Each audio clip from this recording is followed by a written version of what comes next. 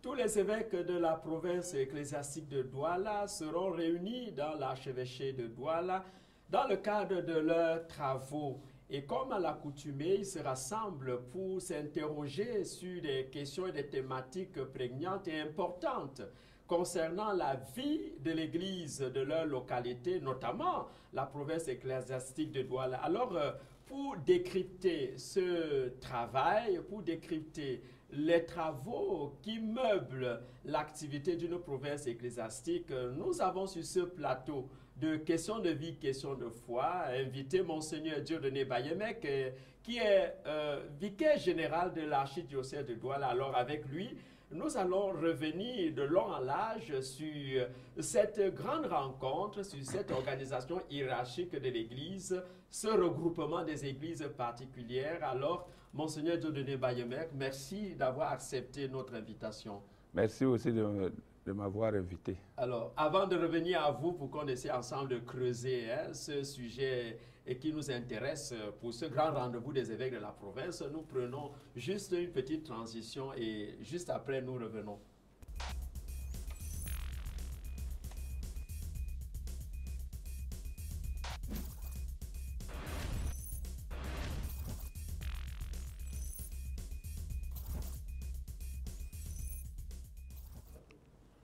Alors, Monseigneur, nous allons parler des regroupements des églises particulières. Alors, je voudrais qu'on commence par ce canon 431, alinéa 1 du Code du droit canonique, qui parle effectivement de regroupement des églises en disant pour promouvoir l'action pastorale commune à divers diocèses voisins, selon les circonstances de personnes et de lieux, et pour mieux favoriser les relations mutuelles entre évêques diocésains, les églises particulières voisines seront regroupées en provinces ecclésiastiques circonscrites sur un territoire donné. Monseigneur Dieudonné, si nous comprenons bien, le regroupement des diocèses en provinces ecclésiastiques vise à promouvoir l'action pastorale commune et à mieux favoriser les relations mutuelles entre les évêques. Alors, est-ce qu'on peut davantage comprendre cela? Oui, Père Willy, nous savons que l'Église est très bien structurée. Et la base, c'est d'abord la paroisse. Ce sont les paroisses qui forment un diocèse. Le diocèse est gouverné et administré par un évêque qui s'entoure de collaborateurs pour l'aider dans ses fonctions d'enseignement, de sanctification et de gouvernement. Alors, comme le dit le canon, les diocèses voisins peuvent donc se regrouper en provinces ecclésiastiques pour mener des actions communes, pour harmoniser leurs pratiques pastorales et aussi les pratiques liturgiques, pour que l'Église, qui a toujours prôné l'unité, qui veut faire converger tout le monde vers une même direction, puisse vivre par cette organisation.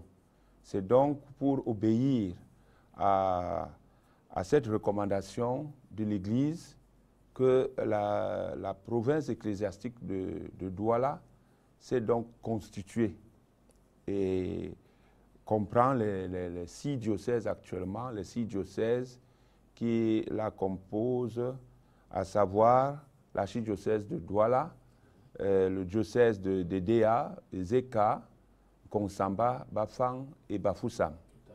Alors ces diocèses se regroupent à date fixe déterminée par les évêques et habituellement c'est 2 fois par an, donc il y a 2 sessions par an. Les évêques avaient arrêté dans les statuts les 2 mois, mars et novembre. La première semaine du mois de mars et la première semaine du mois de novembre, ils se retrouvent pour faire le point de l'action pastorale dans la province et aussi résoudre certains problèmes qui se posent ici et là et communier entre eux les évêques Et puis, quand il y a cette communion parfaite entre les évêques, les diocèses aussi vibrent au même diapason. Tous les prêtres communient avec eux et avec les autres prêtres, avec les autres diocèses.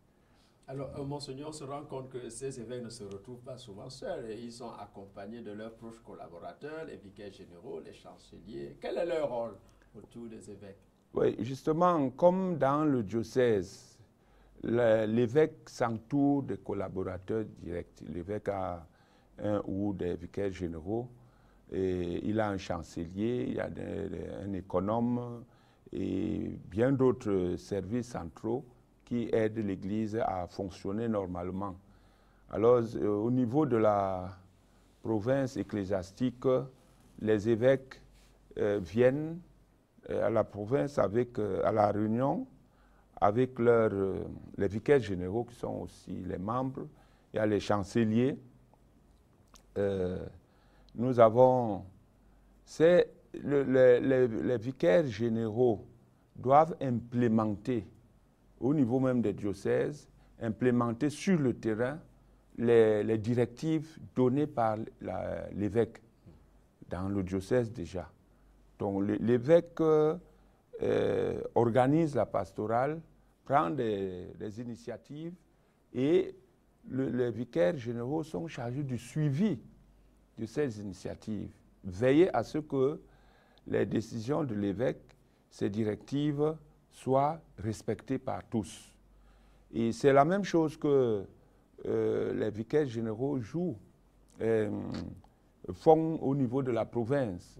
Donc, lorsque les évêques se réunissent, nous sommes tous appelés à participer au débat, à apporter aussi notre point de vue, à animer les rencontres par notre inspiration aussi. Donc, ils nous écoutent et ils nous invitent même à ne pas les laisser parler seuls, parce que nous sommes là pour les aider à mener cette mission que le Christ leur a confiée et qu'il nous a confiée aussi comme collaborateurs.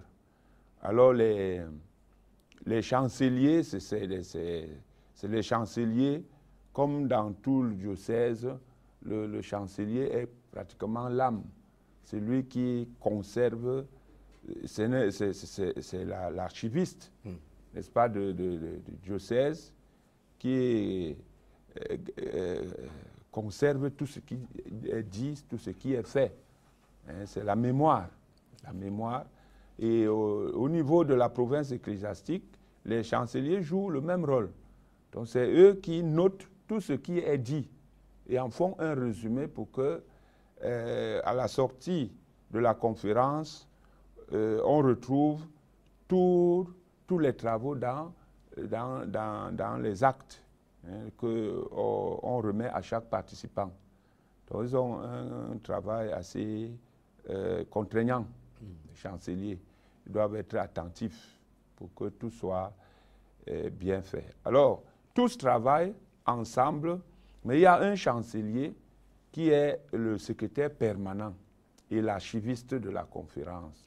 C'est au niveau de la province ecclésiastique, c'est le chancelier de l'archidiocèse de Douala qui est le secrétaire permanent qui rapporte au nom de tous ce qui a été dit et qui garde bien les documents au point que si on vient dans une année ou plusieurs années après, qu'on retrouve ce qu'on a fait aujourd'hui. Voilà. En plus des chanceliers, nous avons les recteurs de nos maisons de formation. Nous en avons 3, Mbanga, Kwekong et Kongborol, Douala. Oui. Alors, ces recteurs, vous savez, la formation des prêtres est au cœur des préoccupations des évêques. S'il n'y a pas de prêtres, l'Église ne va pas bien fonctionner. Alors, les évêques tiennent à la bonne formation des prêtres. Alors, ils envoient dans les séminaires des gens jugés idoines pour aider l'Église à obtenir de bons fruits pour la pastorale. Alors, à chaque session, ces recteurs sont présents. Sauf que, et avec accompagnés des économes pour rendre compte de la gestion des biens qui sont mis à la disposition des séminaires pour le bon fonctionnement de chaque maison. Alors, mais les économes et les recteurs sont présents à la session de novembre. En novembre, les économes doivent faire le rapport de rentrée, le bilan financier de l'année écoulée et puis le budget prévisionnel pour que les évêques l'adoptent. Donc, si ce n'est pas adopté, rien ne peut fonctionner. Parce que c'est leur conférence. Nous les aidons tout simplement et nous leur apportons aussi notre petite expérience dans les questions de la pastorale et de l'Église. Tout à fait. Et puis, à la session de mars, les économes ne sont pas invités. Seuls les recteurs. Parce que les recteurs doivent aussi apporter leur expertise dans le traitement des questions que les évêques apportent sur la table. Tout à fait. Ils sont appelés à être là permanemment à chaque session. Bon. Et pendant ces sessions, les recteurs donnent l'orientation de la formation générale. Ils décrivent, par exemple, en novembre, comment la rentrée s'est déroulée et puis les objectifs à atteindre, le projet éducatif qu'ils arrêtent chaque année. Donc, ils choisissent un axe vers lequel doivent s'orienter, n'est-ce pas, les séminaristes. Et ils présentent ces rapports, les difficultés qu'ils ont rencontrées pendant l'année écoulée et puis les perspectives de l'année en cours. Et après avoir donné ces rapports, ils passent la parole aux économes. Alors, au mois de mars, comme j'ai dit, les économes ne viennent pas. Tout à fait. Comme c'est le cas à Douala. Tout à fait. Les économes ne seront pas là, mais les recteurs seront là. Oui, Monseigneur, avant de revenir sur ces structures, je voudrais qu'on revienne un peu sur la tête de la province. On se rend bien compte qu'il y a un président, mais canoniquement, c'est que l'archevêque métropolitain est celui qui coiffe une province ecclésiastique. Est-ce qu'on peut déjà, avant d'entrer dans les meilleures des structures telles que vous avez déjà amorcées, comprendre, est-ce qu'il n'y a pas un bicéphalisme à la tête de la province? Il y a le métropolitain et puis il y a un président. Comment on peut comprendre ça? Oui, il y a d'abord, je voudrais souligner l'autonomie de chaque diocèse. Exact. Chaque diocèse est autonome avec son évêque. Et maintenant, il y a à la tête de la province, il y a l'archevêque, le métropolitain, n'est-ce pas, qui coiffe la province canoniquement, d'accord, canoniquement, Oui. et qui doit se prononcer sur certains problèmes, que ce soit de foi ou que ce soit de discipline, Tout à fait. pour que la province engage une marche synodale qui aide tous les chrétiens à suivre Jésus-Christ. Donc le métropolitain a son mot à dire. Donc là, on a le dernier regard sur lui pour beaucoup de questions qui demandent des décisions définitives. Maintenant, cette organisation de la province ecclésiastique de Douala, la CEPED, c'est une organisation qui se met en place avec un président parmi les évêques de la province pour examiner les questions, la marche de la province dans ses différentes structures. Voilà. Donc il y a ce président et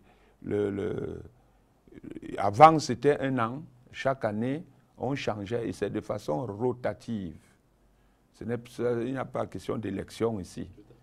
Donc, on sait que c'est 2 ans maintenant, depuis quelques années, ils ont changé. Donc, c'est 2 ans le mandat. Et de façon rotative. Quand nous-mêmes, avant la session de mars où s'achève le mandat du président en exercice, nous imaginons celui qui peut lui succéder. Donc, chacun a ses 2 ans. Et pendant ces 2 ans, c'est lui qui mène les travaux de la conférence. Donc, c'est lui qui est en vue. Même le métropolitain lui accorde sa place. Donc, actuellement, c'est Monseigneur Jean Bosco Ntep qui est à sa première année. Et à la deuxième année, donc il est à il finit son mandat avec la session de mars. Non, la session de novembre. Voilà. Et le témoin va être passé à quelqu'un d'autre. Voilà. Donc c'est lui aussi qui, chaque fois qu'il y a un président, il apporte toujours un nouveau cachet dans la marche de la province, sur le plan pastoral surtout. Oui, parce que tout compte fait, c'est de la pastorale qu'il s'agit surtout. Bon, le problème d'argent arrive parce qu'on ne peut pas...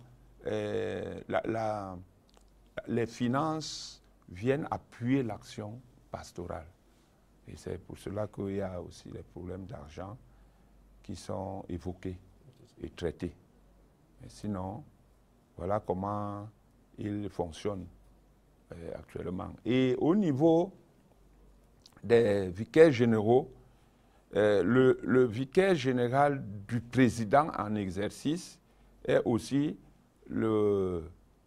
si on peut le dire, le chef des vicaires généraux, pendant que son président est en exercice. C'est lui le modérateur des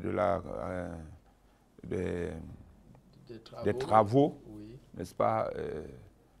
Il modère les travaux, donc c'est à lui qu'on s'adresse actuellement, c'est le vicaire général de DEA. Tout à fait. Voilà.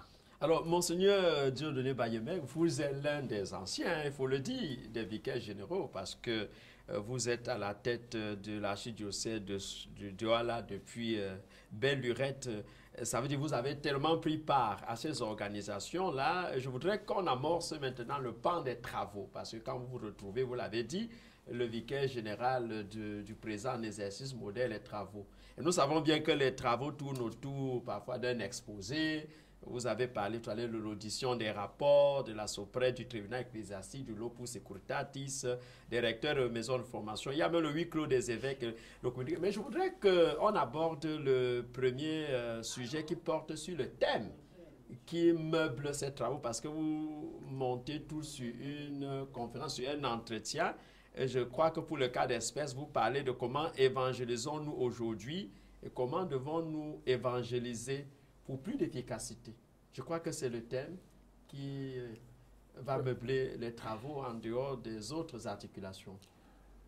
Oui, disons, le thème fait partie des points retenus pendant la conférence. Donc à chaque fois, voilà comment ça se passe. Les travaux commencent toujours par les allocutions.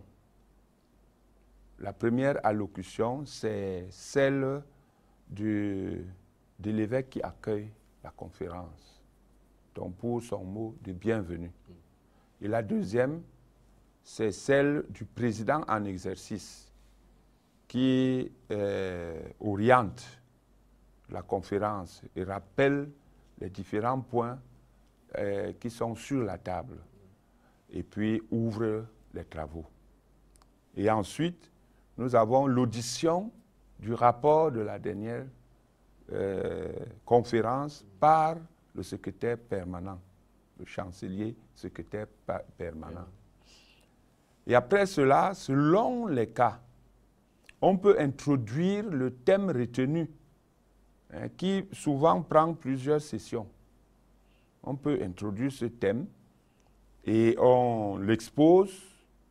Si on l'a déjà exposé et que les évêques ont demandé des réajustements, alors ceux qui sont chargés de la mise sur pied de ce thème, alors ils vont exposer de nouveau et les évêques apportent des corrections jusqu'à ce qu'ils soient d'accord sur le texte final qui va être publié. Donc, nous avons par exemple, quand il était question de la lettre pastorale sur la liturgie, c'est cette méthodologie qu'on a adoptée.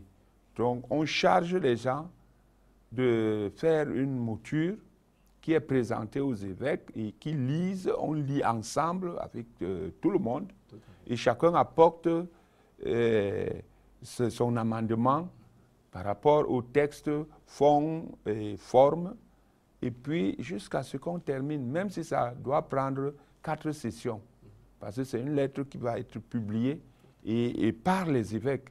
Et on ne peut pas publier ce qu'ils n'ont pas approuvé. Donc, il faut qu'ils soient d'accord et on publie. Il en est de même de la lettre pastorale sur l'apostolat de la famille. Et on y a passé beaucoup de temps. Alors maintenant, chaque président, selon son inspiration, peut introduire un thème qui doit animer notre pastoral. Parce que ce thème, ce n'est pas seulement pour meubler le temps de la conférence.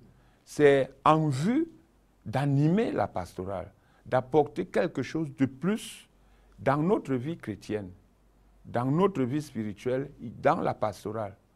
Donc cette fois-ci, le président en exercice a focalisé notre attention sur ce thème-là. Et comment évangélisons-nous aujourd'hui et comment devons-nous évangéliser pour plus d'efficacité? Nous avons déjà, et ils ont confié le travail aux vicaires généraux.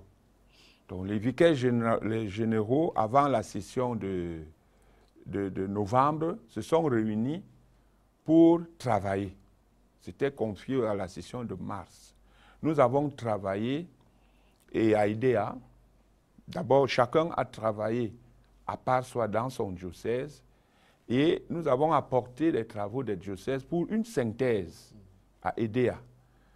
Et c'est cette synthèse que notre président des vicaires généraux a présentée à Konsamba au mois de novembre. Et après cette présentation, les évêques ont amendé.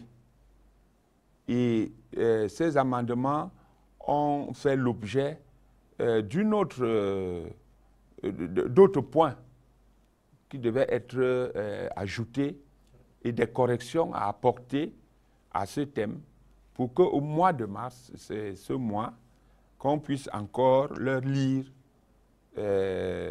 le résultat de travail qu'ils nous ont confié. Donc, ce thème fera l'objet d'un point parmi les points de la conférence. Mais ça dépend de comment les chanceliers, parce que c'est les chanceliers qui préparent le programme avec le président en exercice et qui l'adopte avant de le remettre aux participants. Donc ça dépend de là où les chanceliers ont placé, en accord avec le président, ont placé le thème, quel jour et à quel moment. Et quand ce moment va arriver, nous allons, le vicaire général, le président, va lire et puis les évêques vont se prononcer. Et quelquefois, quand ils voient que c'est déjà très sérieux, on lit ensemble, ligne par ligne, on corrige la forme et puis le contenu jusqu'à ce que tout soit bien. Et après, on publie. Alors, Monseigneur, ça veut dire que, puisque ce n'est pas encore, on ne peut pas encore percer le non, mystère, on ne peut pas non, encore dire pas encore... comment évangéliser pour plus d'efficacité. Oui. Okay, même hier, je communiquais avec le vicaire général d'IDEA, justement à propos de ce thème. Bon, ok, on va quand même passer à autre chose. Je crois qu'ici, vous avez aussi quelquefois porté la réflexion sur une année de catéchèse dans la province ecclésiastique, puisque à la session de novembre, on en a largement parlé. Est-ce qu'on peut dire quelque chose là sur la catéchèse qui est aussi au cœur de vos travaux? Oui, justement, les évêques insistent, hein, pas seulement au niveau diocésain déjà, au niveau provincial, mais au niveau national. Les évêques insistent sur l'implication de tous dans la catéchèse et en premier lieu des prêtres. Alors les évêques nous interpellent chaque fois que nous nous rassemblons parce qu'ils ont constaté que la catéchèse est devenue le parent pauvre dans notre mission, alors que ça devait être au premier plan. On a laissé la catéchèse aux catéchistes qui sont plus ou moins formés et bon, on ne les rassemble même pas, au moins pour les orienter. Les prêtres font autre chose, ils attendent seulement les listes à l'approche des sacrements pour savoir combien de catéchumènes vont recevoir les sacrements. Donc les évêques nous interpellent tous à ce niveau, et au point que même dans le document, on parlera de la catéchèse. On interpellera encore davantage sur la nécessité de mettre un point d'honneur sur la catéchèse. Et pourquoi pas une année de catéchèse, c'est-à-dire une session où on va animer, on ne va parler que de catéchèse, pour que chacun de nous soit imprégné de cet outil-là pour l'évangélisation. Vous savez, il y a un lien intrinsèque entre catéchèse et évangélisation. On ne peut pas les dissocier. Si nous évangélisons aujourd'hui, parce que l'annonce de la parole de Dieu est renforcée par la catéchèse qui est approfondie, qui explique, qui nous donne des fondamentaux de la foi. Et nous devons donc prendre la catéchèse au sérieux. Si nous ne l'avons pas fait jusqu'ici, vraiment, c'est le moment de montrer que c'est un secteur assez important pour notre vie. Tout à fait. Chrétienne. Alors, Monseigneur, pendant ces travaux, il y a le point d'honneur aussi, hein, comme nous l'avons dit, est mis sur les structures de la province. Alors, je voudrais maintenant qu'on essaye un peu d'éplucher ces structures-là pour mieux les comprendre. Je crois qu'à cette occasion, vous écoutez la soprette. Parfois, quand on entend la soprette, on ne sait pas de quoi il s'agit, le commun des mortels. Je crois que l'occasion est donnée aujourd'hui de mieux expliquer ces structures-là. Oui. Je crois que c'est une bonne question parce que ces structures sont toujours évoquées à chaque session. Toujours. Alors, la soprède, c'est une structure mise en place par nos évêques pour notre santé. C'est notre assurance santé. Et vous savez comment ça fonctionne. Donc, la soprède, il y a d'abord des cotisations par diocèse et par prêtre. Donc, chaque diocèse envoie ses cotisations en fonction du nombre de prêtres qu'il contient. Donc, je prends l'exemple de Douala. Si nous avons 200 prêtres, actuellement, l'archidiocèse doit faire un versement pour 200 prêtres. C'était 200 000. Et depuis 2 ans, je crois, oui, c'est 150 000 par prêtre. C'est énorme pour un diocèse. Et ça fait que certains diocèses ont du mal à honorer ces engagements. Mais ils font tout pour que la santé de leurs prêtres soit assurée.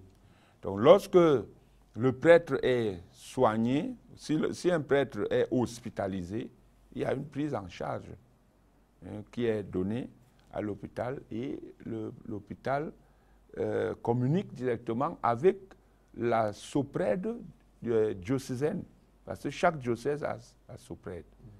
Et la soprède diocésaine suit n'est-ce pas, l'évolution des soins de son prêtre, reçoit les factures et paye. Et à la fin, on rassemble toutes ces factures, tous les documents qui concernent le traitement de ce prêtre ou de ces prêtres, et on les remet à la sous-prêtre. La sous-prêtre qui a aussi, comme toute assurance, un règlement. Donc il faut suivre à la lettre la réglementation de la sous-prêtre. Si on ne suit pas, s'il y a dysfonctionnement, il n'y aura pas de remboursement.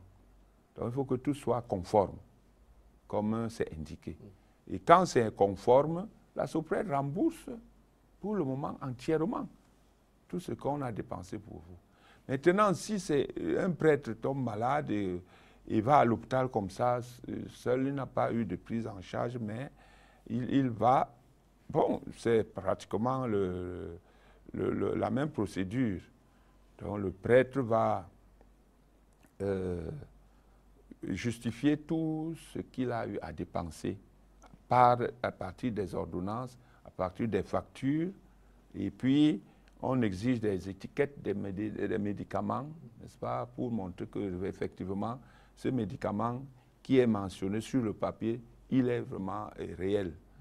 Et donc, il y a un délai pour déposer tous ces documents à la sous-prêtre, et sous-prêtre diocésaine d'abord. On le fait à l'économie, bon, pour nous ici par exemple, et la sous-prêtre va rembourser.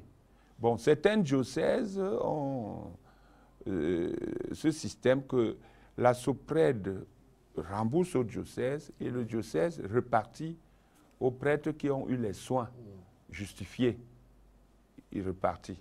Bon, d'autres diocèses ont adopté le système de compte personnel, comme Douala. Et chaque prêtre a son compte là. Donc, quand on rembourse, on verse dans ton compte, tu viens seulement chercher. Donc, c'est une bonne organisation et une structure qui nous sauve. Qui nous sauve parce que quand je vois le coût de certains soins, j'avoue que même on approuverait toute la famille, tous les amis pour nous soigner d'une seule maladie. Alors, une question un peu sensible, Monseigneur, par rapport à ces sous-prêtres, parce que c'est très important.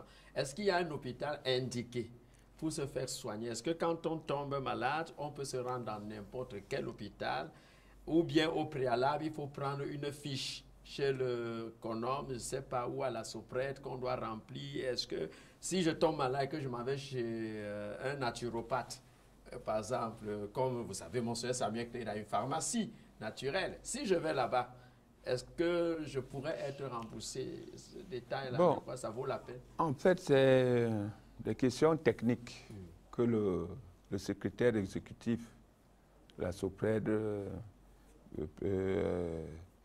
peut traiter facilement. Mais d'après les débats que nous avons au niveau de la conférence, parce que les gens ils posent ces questions, bon, nous ne savons pas comment fonctionnent tous les diocèses, mais le principe général, c'est que quand un prêtre est malade, qu'il s'oriente vers un hôpital connu par le diocèse et agréé. Un hôpital connu et agréé, là où on peut facilement se référer. Donc ici à Douala, il est indiqué que nous nous rendions dans nos hôpitaux catholiques quand on est malade. Maintenant, si un hôpital, si notre cas dépasse la compétence de l'hôpital, c'est l'hôpital qui peut nous orienter ailleurs. Et là, la sous-prêtre suit le dossier, normalement. Donc, si quelqu'un tombe malade, il choisit d'aller dans une grosse clinique, se coucher, nous avons à Douala, nous allons d'abord soit à Saint-Albert, soit à Notre-Dame de l'Amour ou bien à Saint-Paul. Oui. Donc nous allons là-bas. Si ce n'est pas l'hôpital juge votre cas délicat pour ses compétences, alors l'hôpital vous oriente et on suit. On suit. Alors il n'y a pas que la sous-prêtre. Et maintenant, si on se soigne chez les naturopathes, alors c'est un problème très, très complexe. Très, très complexe. Oui. Je n'ose pas me prononcer à ce niveau d'une façon péremptoire. C'est très complexe parce qu'il faut beaucoup de vérifications au niveau de l'exécutif, Oui. beaucoup de vérifications pour agir. Oui, parce que déjà, il faut dire que ce n'est pas un centre agréé. Oui, oui, parce qu'on peut aller chez n'importe qui, mais je crois que voilà. il faut beaucoup de vérifications. Voilà, ok, monseigneur, c'est compris. Mais à côté de la soubrette, il y a aussi notre structure, le tribunal ecclésiastique. On voudrait bien savoir, il y a beaucoup qui ne savent pas comment résoudre leurs problèmes de façon chrétienne. Je crois que c'est un peu dit, quand vous avez des problèmes, n'allez pas dans les tribunaux civils. Il faut d'abord revenir à l'église où on traite avec un peu d'humanisme, avec de la foi. Est-ce qu'on peut comprendre le rapport qu'un tribunal ecclésiastique fait à la conférence des évêques? Oui, je crois que la conférence des évêques de la province, ici la province ecclésiastique de Douala, et je crois d'ailleurs partout, a cette structure judiciaire, n'est-ce pas, qui aide à régler les problèmes liés surtout au mariage. C'est la majorité des problèmes qui sont posés, les dossiers de mariage. Et vous savez que c'est un secteur très, très délicat et important pour la société et pour l'Église. Donc, ce n'est pas n'importe qui peut se lever pour se prononcer sur certains cas. Il faut des spécialistes. Donc, ceux qui sont membres du tribunal ecclésiastique sont tous des canonistes. Il y a un vicaire judiciaire qui coiffe, et puis il y a le chancelier notaire, qui est en même temps son secrétaire, chancelier notaire. Alors, tous les cas matrimoniaux ambigus sont orientés vers eux. Ils les traitent, et aujourd'hui, on demande de ne pas trop tarder le traitement des cas. Alors, ils les traitent et ils donnent les résultats aux évêques, aux personnes concernées. Et chaque fois que nous sommes en assemblée, ils ont une tranche. Et là, ils rapportent tout le travail qu'ils ont fait depuis la dernière session. Des cas qu'ils ont résolus, n'est-ce pas? Des cas de nullité de mariage qu'ils ont résolus, ainsi de suite. Et en dehors de ces cas de mariage, ils peuvent aussi accueillir d'autres, les différends entre fidèles. On peut aussi nous orienter, nous pouvons aussi nous orienter au lieu d'aller dans les tribunaux civils où on se moque souvent de nous. Donc mieux vaut s'orienter vers le tribunal ecclésiastique qui joue le rôle non seulement d'homme de droit, mais aussi de pasteur. Oui. Et le pasteur, son rôle, c'est de soigner, c'est de ramener dans le bercail. Alors, ce n'est pas un tribunal en fait répressif, mais c'est un tribunal qui aide à remettre l'ordre dans la vie des gens, dans la vie matrimoniale, dans la vie chrétienne, des fidèles dans l'Église. Alors, c'est vrai, monseigneur, nous ne sommes pas des canonistes, mais je vais poser une petite question subsidiaire comme ça. Est-ce qu'un laïc peut porter un prêtre au tribunal ecclésiastique ou un prêtre peut porter un laïc au tribunal ecclésiastique en dehors du mariage? En tant que chrétien, quels sont les autres cas concrets? En tant que chrétien, les autres cas, ce sont des cas liés à nos relations interpersonnelles qui peuvent s'avérer plus graves à régler entre nous seulement. Et les gens peuvent aller directement chez un prêtre ou bien l'évêque. Bon, si on veut vraiment la paix, moi je crois que c'est la structure à suivre, la procédure à suivre. On peut aussi se référer au tribunal ecclésiastique. Mais je me dis, pour qu'on en arrive là, il faut qu'on ait que les deux parties soient vraiment un cœur de pierre. les deux parties un cœur de pierre. Tout à fait. Donc, dans les relations interpersonnelles, il faut toujours rechercher la paix. Et si vous voyez que l'un est dur de cœur, mais l'autre doit être doux pour apaiser le climat.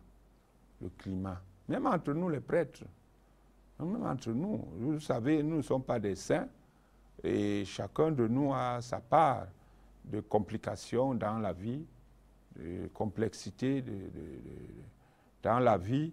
Alors, il faut toujours que deux personnes qui marchent ensemble, qu'il y ait une, s'il a un cœur de pierre, un cœur dur, que l'autre soit doux. Et là, on peut facilement ramener la paix. Il faut que l'une des personnes accepte de se faire violence, de se traiter comment dire, d'amorphe, d'incapable, que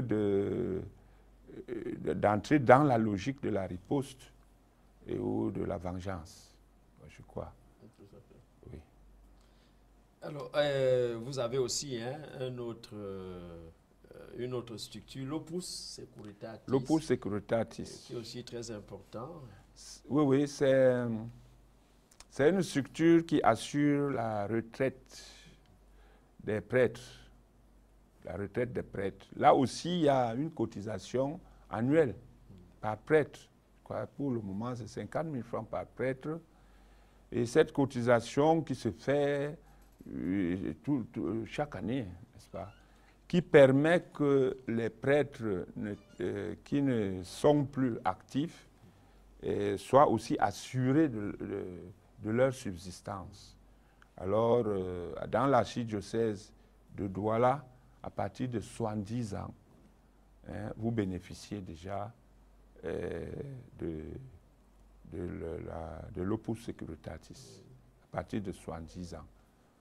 Même si vous êtes en fonction, est-ce qu'à partir de 70 ans... Oui, on commence à verser les 70 000 qu'on donne à chaque prêtre de retraité, entre guillemets, dans la province.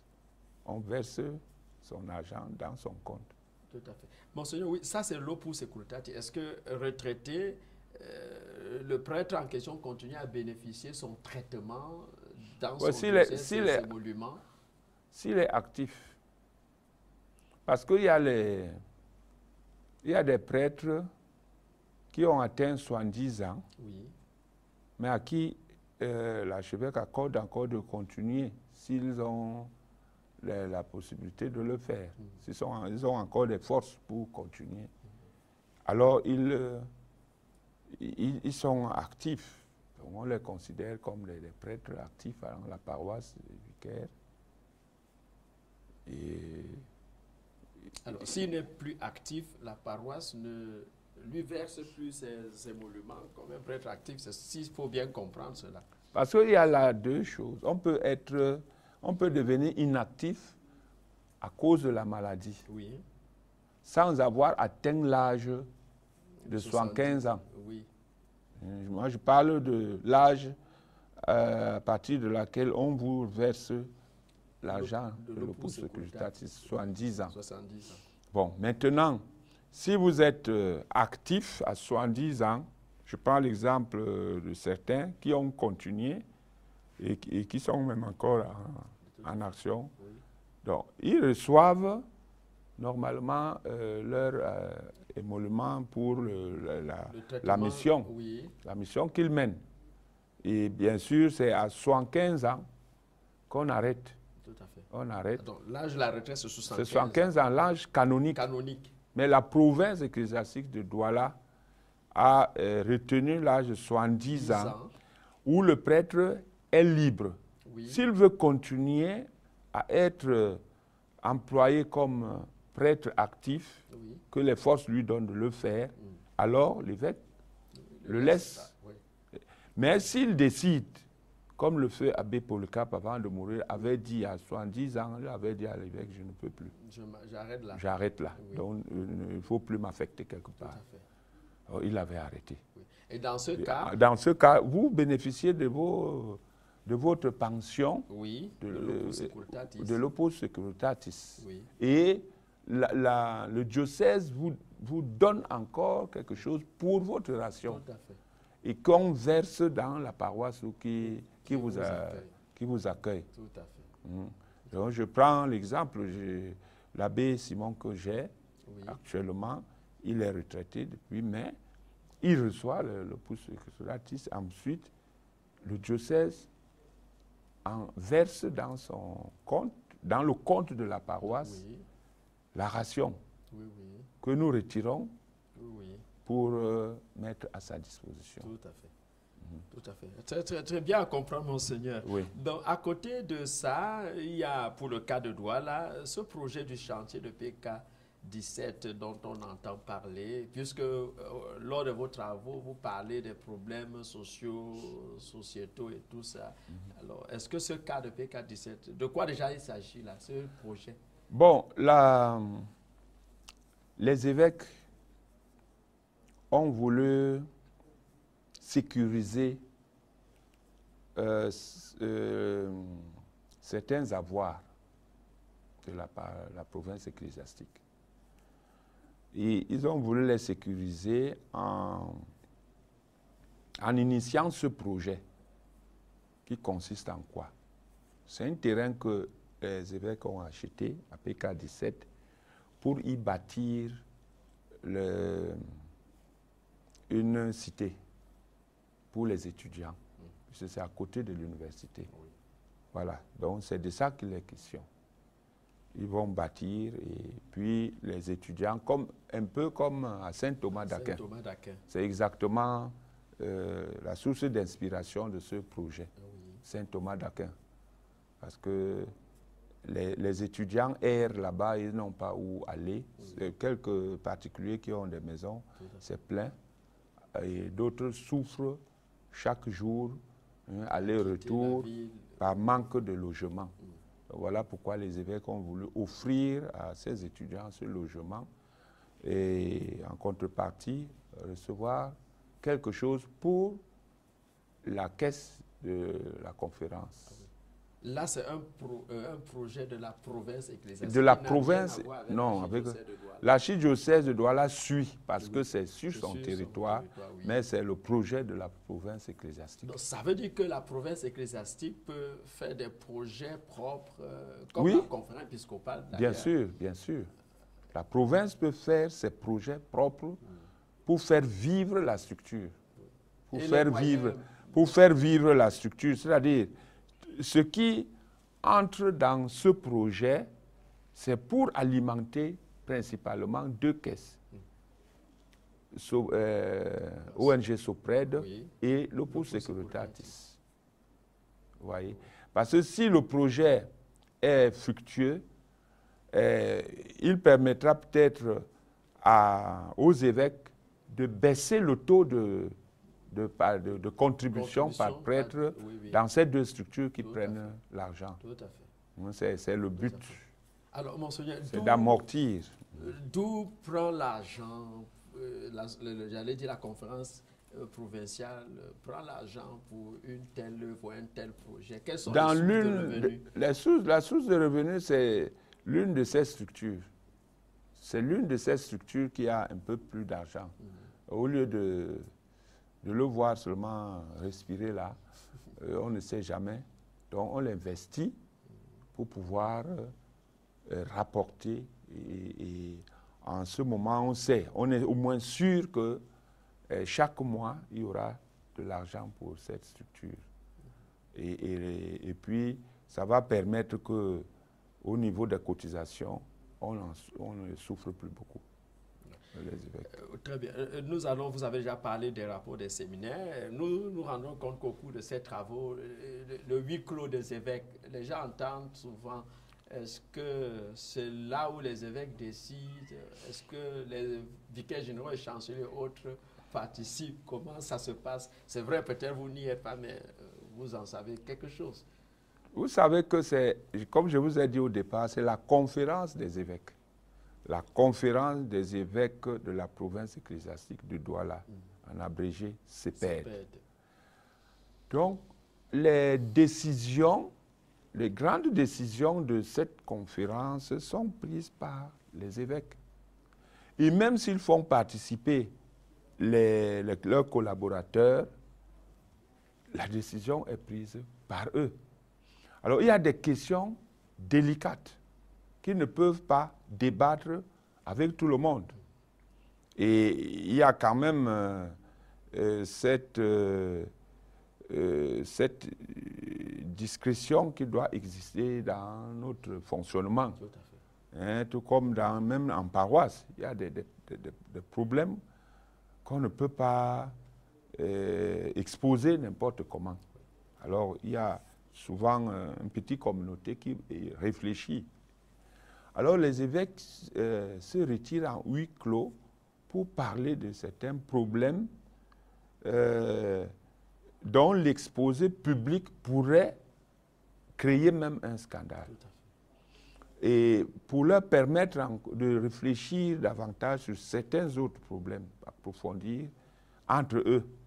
Parce que la réflexion faite par peu de gens apporte beaucoup plus de solutions faciles que par une masse. Donc quand ils se retrouvent, ils abordent ces problèmes.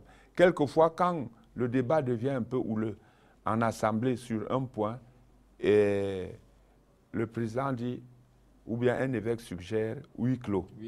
Donc on arrête et puis au huis clos, ils en parlent. Oui.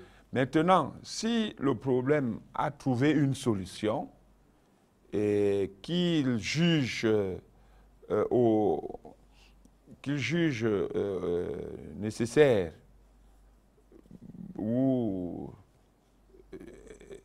opportun de nous communiquer, ils le font avant de nous séparer. Et quelquefois, la solution entre dans le communiqué final.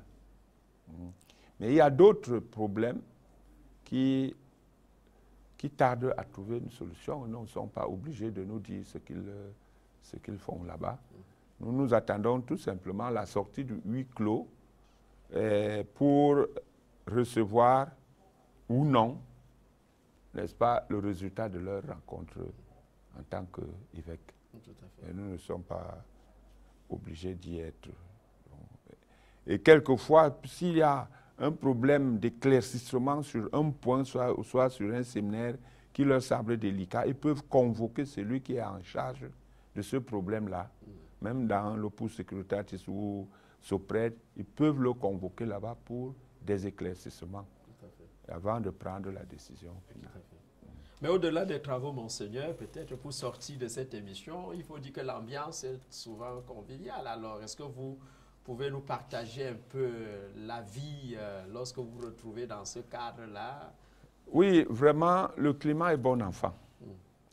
D'abord entre les évêques. Nous aimons. Nous aimons. Et il faut être avec eux pour savoir que les évêques blaguent plus que nous. Ils savent blaguer plus que nous.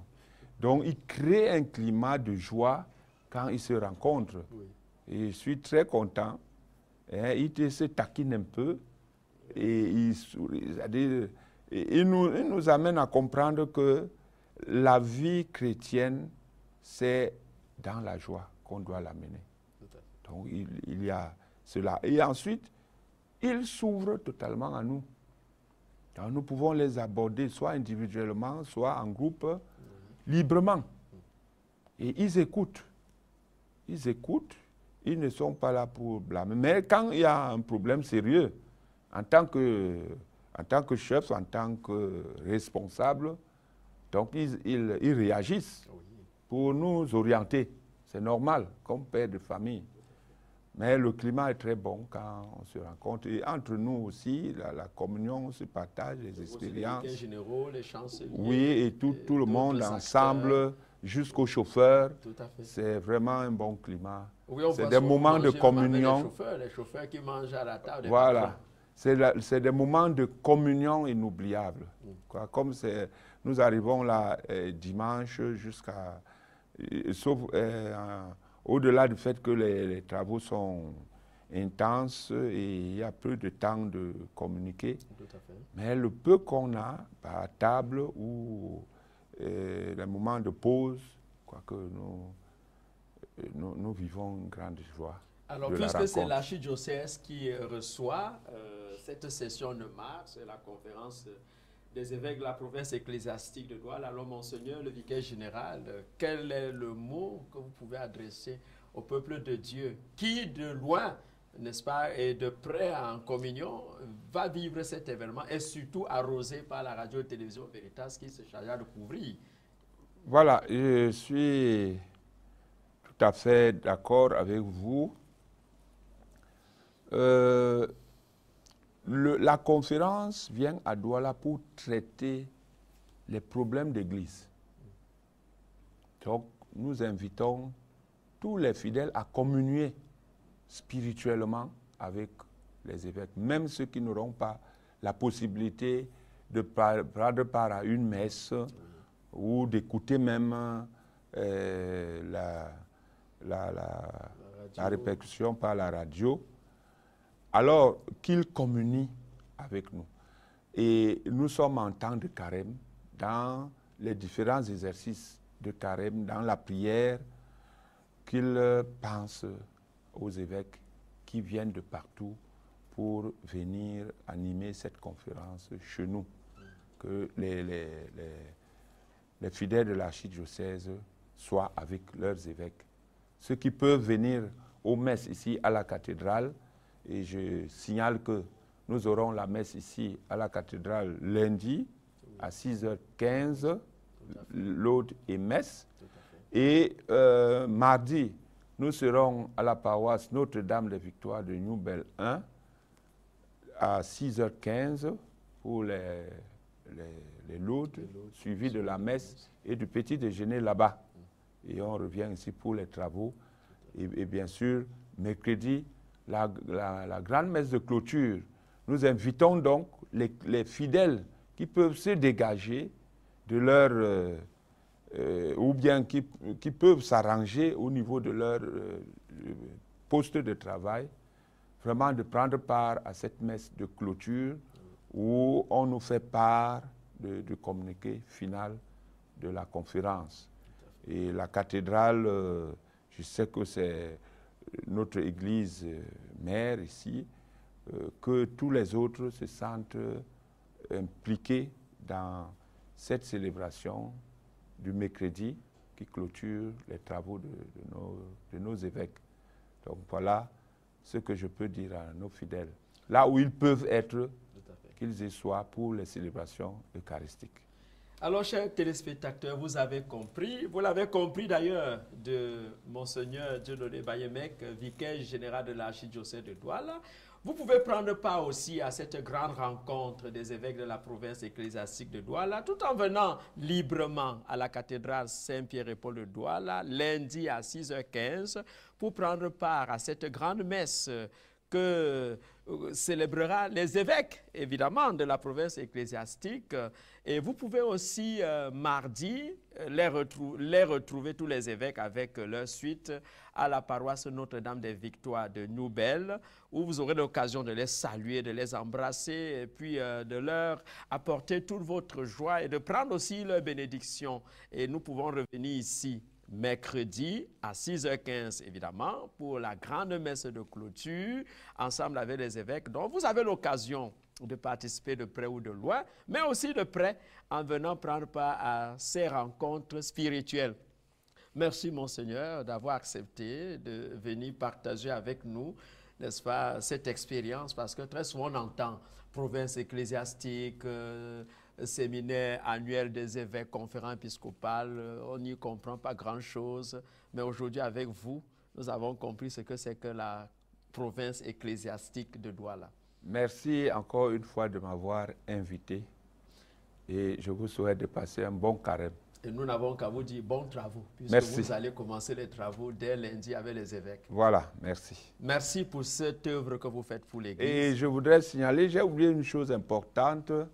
Nous invitons tous les fidèles de la cathédrale et autres à prendre part aux vêpres du dimanche à l'arrivée des évêques. Tout à fait. Donc les vêpres auront lieu après la messe de la cathédrale du C'est soir, à 19h30. 19h15, 19h30, oui.